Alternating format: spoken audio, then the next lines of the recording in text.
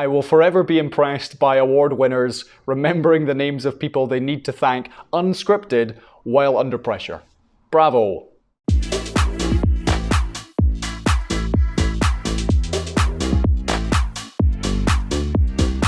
Hi, I'm Colin Stone from Pink Elephant, and this is Talk Shop, here to analyse the communication and presentation skills of the world's biggest names to highlight what works and what they need to change. This time it's a highlight reel of the speeches from the 2022 Oscars, and yes, we'll talk about Chris Rock and Will Smith. Okay, let's get into it, starting with Jane Campion's acceptance speech for Best Director. Thank you, Kevin. That was very dramatic. Okay, I'm stopping it here. Keep an eye on the paper and how she's handling it. I'll come back to it. Oops. Just want to say big love to my fellow nominees. I love you all. You're all so extraordinarily talented. And it could have been any of you. Kia ora. Right, that's 21 seconds between getting behind the microphone and unfolding the crumpled piece of paper. Let me share the context here. A few weeks earlier, accepting a similar award, Miss Campion went off script and made what she later described as a thoughtless comment about the Williams sisters, Serena and Venus. I believe she's either been suggested to have something prepared this time, or she's come to that same conclusion herself. And if having a script or notes gives you confidence, go for it. But it's the format this is in, a crumpled, untidy sheet of noisy A4. I appreciate there's nerves, excitement, a whole mix of emotions in here, which is why she takes so long to open it, but turning your speech into small A6 size cards, which you can have in one hand, makes a huge difference in presentation, both to yourself, but also to the audience. It just looks way better and avoids any awkward whoops whilst unfolding. And that goes for whether it's in a best man speech or winning an Oscar for Best Director. Okay, let's continue. And Tony, my beautiful partner, you gave me so much love and encouragement and made it fun. But it would be impossible without the man I never met, Thomas Savage. He wrote about cruelty, wanting the opposite, kindness. Thank you, Academy. It's a lifetime honour. Thank you. Thank you. Yeah, it's a nice speech. What happens when you script something like that, though, is, as you can see, you sacrifice liveliness and being present for being word perfect. Everybody is different in terms of how they prepare, particularly if they really need to keep a speech on message. But practicing it and becoming conversant with it means you do have more free rein in the moment to engage the audience in front of you. Okay, next, it's that moment with Chris Rock and Will Smith.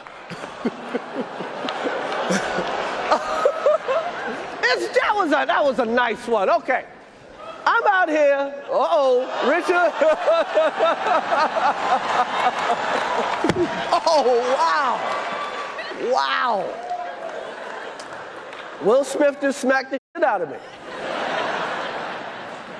Keep my wife's name out your mouth. Wow, dude. Yes. It was a G.I. Jane jump. Keep my wife's name out your mouth. I'm going to, okay? Okay.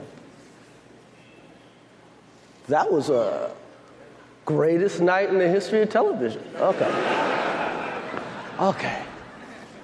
So we are here to give a documentary out, to give an Oscar out. That's excruciating. Okay, so leaving the slap aside, let's talk about how Chris Rock handled that as the host of this segment. As far as anyone's aware, and certainly it's my belief, this was genuine and unplanned, which is demonstrated by how Chris fails to speak coherently after the exchange ends, and then he flubs the next line about giving a documentary out rather than an Oscar for Best Documentary.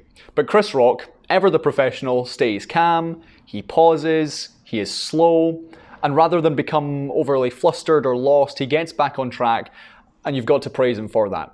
I've been heckled on live TV, I've been interrupted by drunken strangers, I am yet to be slapped, but Chris handled that with class, and far better than I would have. But let's talk about using humour in public speeches, particularly more corporate or business ones like this rather than, say, a wedding. Now, Chris Rock is a comedian. He's there to provoke, to push the boundaries, and clearly here for Will Smith, he went too far. The debate surrounding the slap itself and the repercussions are for other people to deal with, but our advice on humour in public speeches generally is that the safest bet is a self-deprecating joke, somewhere where you're the punchline. Will Smith actually did that in his own acceptance speech later, comparing himself to a crazy father, which got a few laughs because he himself was the target. Sure, you may be less likely to be physically assaulted for unfunny humour in a business or a corporate setting, but ask yourself, is this going to turn people off from what I'm saying? What's the purpose of this joke? And if you're struggling with a reason, best to leave it out. Okay, let's hear from Will Smith himself. Here he is accepting his award for Best Actor. Oh, man. Richard Williams was a fierce defender of his family. It's difficult to tell whether that was a line planned in advance because it's an accurate statement about Mr. Williams, but obviously it takes on a different context in the bigger picture of this award show. Now, I know to do what we do, you got to be able to take abuse. You got to be able to have people talk crazy about you. In this business, you got to be able to have people disrespecting you. And you got to smile and you got to pretend like that's okay.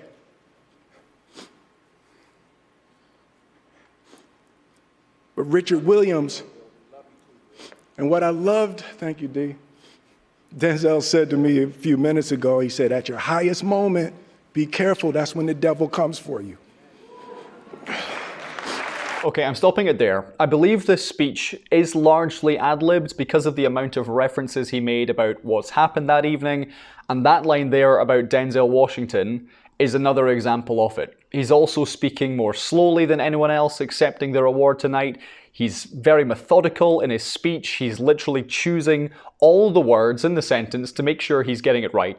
And that's another sign of an ad-lib. And if it is entirely off the cuff, then it's well handled. Our advice is that the best ad-libs are the ones that are actually pre-prepared and appear to be out of thin air. But if you absolutely have to make a speech in the spur of the moment, this is a good example of how you can control the situation. Slower pace than ever, long pauses, engage the room, self-deprecating humour if you need. There's a lot more I could go into about showing vulnerability and raw feeling in public speeches, but because of the scenario surrounding perhaps why Mr. Smith is so emotional here, I'm going to leave that for another time. Okay, let's keep going. Here's Ariana DeBose accepting Best Supporting Actress. Okay. Oh my word. You know what? What is this? You know what? Now you see why that Anita says, I want to be in America, because even in this weary world that we live in, dreams do come true. And that's really a heartening thing right now. She's so great. And that there is a really good example of transitioning from a raw, unprompted reaction to actually winning the award and into the start of the speech that she planned to say. Let's keep going. I couldn't do what I do without each and every one of you. So, lastly, imagine this little girl in the back seat of a white Ford Focus. Look into her eyes. You see a queer, openly queer woman of color, an Afro-Latina, who found her strength in life through art. And that's what I believe we're here to celebrate.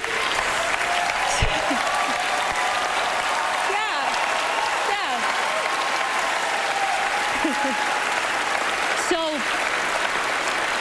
to anybody who has ever questioned your identity, ever, or you find yourself living in the gray spaces, I promise you this, there is indeed a place for us. Thank you to the Academy, and thank you all. A strong end to the speech there, painting pictures for the viewer of look into the eyes of a young girl sitting in the back of a white Ford Focus. Really visual. And then she moves on to that powerful call to action to the wider audience who feel marginalized. Using her platform well, and in terms of delivery, the only thing I'd say is slow down. But she has just won an Oscar, so I appreciate the energy levels, adrenaline through the roof. Okay, on to one of my favourites, Jessica Chastain, with her award for Best Actress. I have to thank Michael Showalter, my director, who created a space that inspired creativity and love and courage. And the incredible hair and makeup team, Linda, Stephanie, Justin, who really helped me find her. Producers, Kelly Carmichael, Rachel Shane, Gigi Pritchker. I have to thank David Greenbaum, Matthew Greenfield, all of Searchlight for shepherding our film. I will forever be impressed by award winners remembering the names of people they need to thank unscripted while under pressure. Bravo. And suicide is a leading cause of death in the United States. It's touched many families, it's touched mine, and especially members of the LGBTQ community who oftentimes feel out of place with their peers. We're faced with discriminatory and bigoted legislation that is sweeping our country with the only goal of further dividing us. There's violence and hate crimes being perpetuated on innocent civilians all over the world. And in times like this, I think of Tammy, and I'm inspired by her radical acts of love. We've talked about love a lot tonight.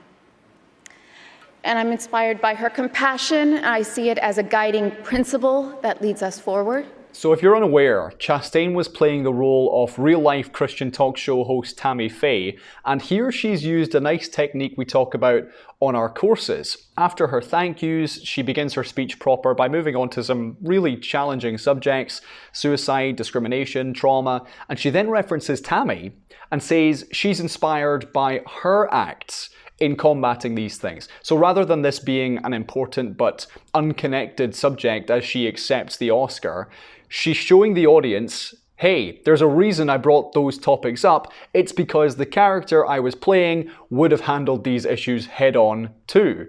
So that's well handled, and it's good public speaking technique. I'm confident this speech has also been rehearsed several times, which is why it appears so fluid standing up there without notes.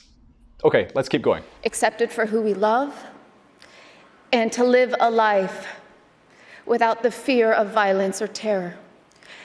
And for any of you out there who do, in fact, feel hopeless or alone, I just want you to know that you are unconditionally loved for the uniqueness that is you.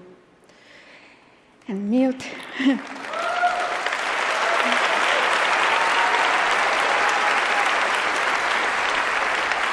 Mio tesoro, Giulietta, Augustus, you are my heart. And I thank you all very, very much. Thank you. Again, this is a good speech, and she's using her platform here to talk directly to the audience at home, rather than simply the A-listers in the crowd. There's pauses, it's slow, there's emphasis on the important words.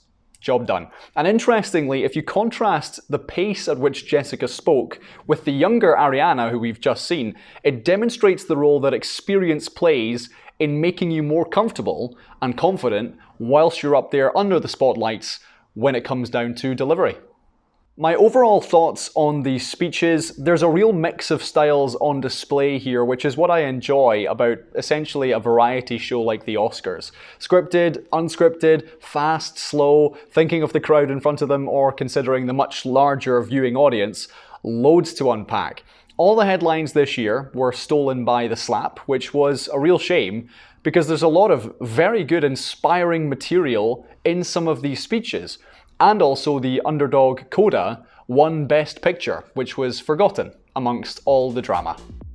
I trust you've enjoyed this edition of Talk Shop, and if you want to learn how to grow your confidence in public speaking, check out our e-learning courses on the Pink Elephant Academy and use the discount code TALKSHOP for 30% off all of our courses. Till next time, smile and speak slowly.